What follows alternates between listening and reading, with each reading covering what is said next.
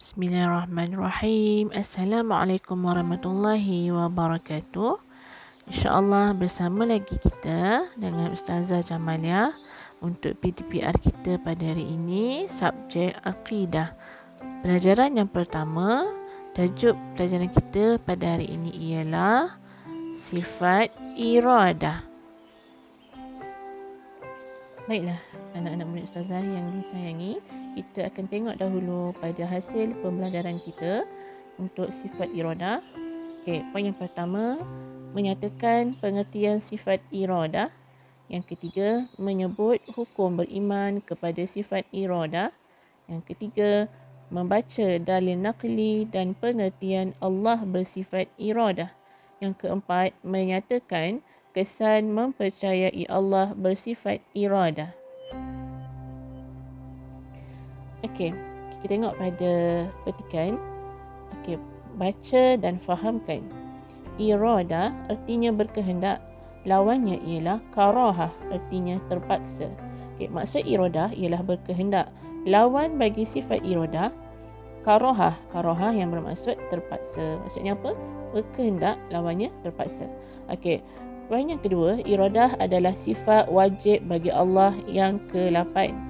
Okay, sifat iradah adalah sifat wajib bagi Allah Subhanahu Wa Taala dan ia terletak di tangga yang ke-8 sifat iradah. Okey. Yang ketiga, Allah Taala berkehendak tidak terjadi sesuatu melainkan dengan kehendaknya. Apa yang Allah kehendaki mesti terjadi menurut kemahuan dan perancangannya. Okey, sifat iradah Allah tak akan sama seperti mana sifat iradah manusia. Allah berkehendak akan sesuatu dalam masa beberapa saat sahaja dengan kehendak Allah akan berlaku. Contoh seperti yang kita boleh faham dan kita pun pernah mengalami sebelum-sebelum ini tentang bencana tsunami. Dengan kehendak Allah, Allah menggerakkan ataupun Allah menghantar ombak yang besar untuk memusnahkan kawasan-kawasan yang terlibat dengan tsunami seperti mana kita tahu dulu di Indonesia. Habis satu perkampungan telah ditenggelami oleh air laut. Okey, kemudian yang keempat, sebagai contoh, Allah berkehendak menjadikan dunia dan mengatur segala perjalanannya. Okey, ini contoh kehendak Allah.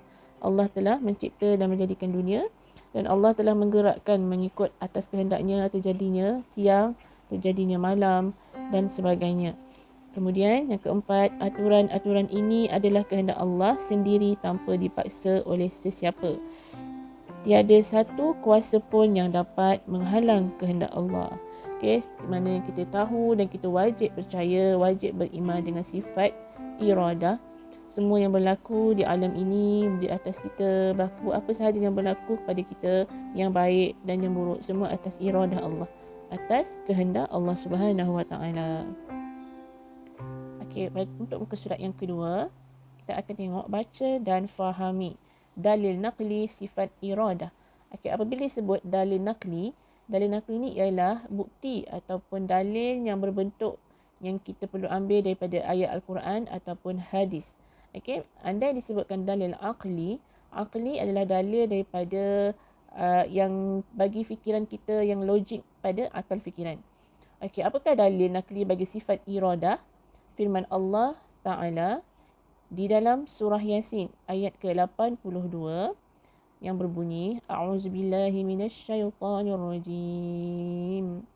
Innama amruhu idza arada syai'an ay yaqula lahu kun fayakun. Okey, yang bermaksud sesungguhnya keadaannya apabila dia menghendaki sesuatu hanyalah berkata kepadanya, jadilah, maka terjadilah ia. Apa maksud dalam dalil ayat Al-Quran ini? Dalil daripada surah Yasin ayat ke-82. Maksud di sini diterangkan andainya Allah itu berkehendak akan sesuatu, dengan semudah Allah menyatakan kun fayakun, maka jadilah dan akan terjadilah atas apa yang dikehendaki oleh Allah. Baiklah, kita tengok yang di bawah. Allah berkehendak melakukan semua perkara tanpa bergantung dengan sesuatu. Tetapi kehendak manusia tidak sama dengan kehendak Allah. Kehendak manusia agak terbatas, tetapi kehendak Allah tidak terbatas. Sebab itulah Allah tidak bersifat lemah dan mampu mencipta alam ini. Okey, berbeza kalau ada pertanyaan atau soalan perbezaan sifat iradah Allah dan sifat iradah manusia. Sifat iradah Allah tidak terbatas dan sifat iradah bagi kita manusia yang Allah ciptakan adalah terbatas. Contohnya macam mana? Andainya kita nak berjaya, kehendak kita, iradah kita, kita nak berjaya dengan cemerlang, tetapi tanpa usaha dan juga tanpa izin daripada Allah, kita tidak akan berjaya. Okay? Dan contoh lainnya, kita merancang untuk sesuatu perkara dan perkara yang kita rancang itu akan berlaku seandainya dengan iradah Allah, dengan izin Allah. Dan macam mana kita rancang untuk membuatkan sesuatu majlis, membuatkan satu perkara, tetapi tidak berlaku dan tidak berjalan seperti mana dalam perancangan kita.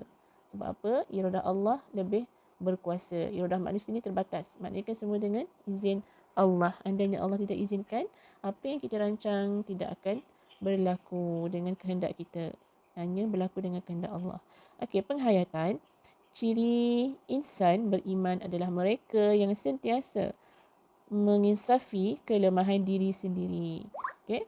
Dalam tajuk ini juga, kita diajak untuk sentiasa menginsafi kelemahan diri kita. Apabila kita belajar sifat iradah ini, dapat menyedarkan kita bahawa segala yang berlaku pada diri kita di langit dan di bumi, jika dengan tidak izin Allah, segala benda yang kita kehendaki, segala benda yang kita rancang tidak akan berlaku.